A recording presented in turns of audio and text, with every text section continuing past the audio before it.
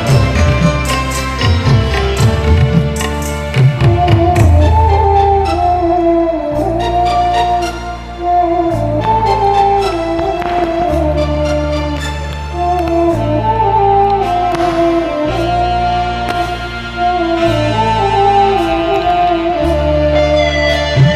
Masih perlukah air mata untuk menangisi dunia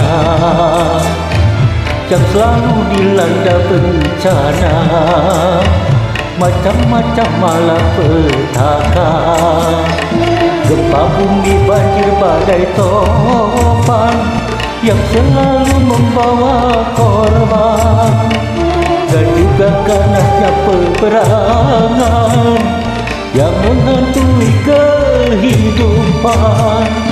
Seakan-akan di dunia tiada lagi keamanan. Seakan-akan di dunia tiada lagi ketentraman.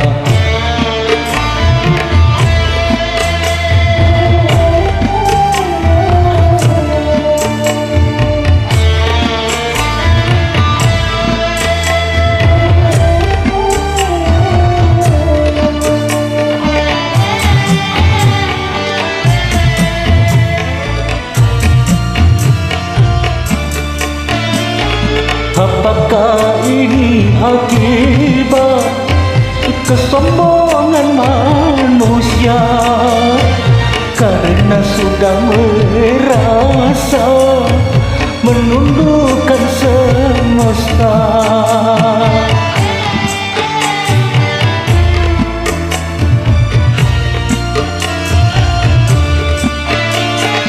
Agama cuma di lisan, tak lagi diamalkan. Keimanan pada Tuhan cuma berupa slogan. Masih perlukah air mata untuk menangisi dunia yang selalu dilanda bencana, macam-macam malapetaka, gempa bumi, banjir, badai, topan yang selalu membawa korban, dan juga ganasnya peperangan yang menghantui kehidupan. Seakan-akan di dunia tiada lagi keamanan. Seakan-akan di dunia tiada lagi ketentraman.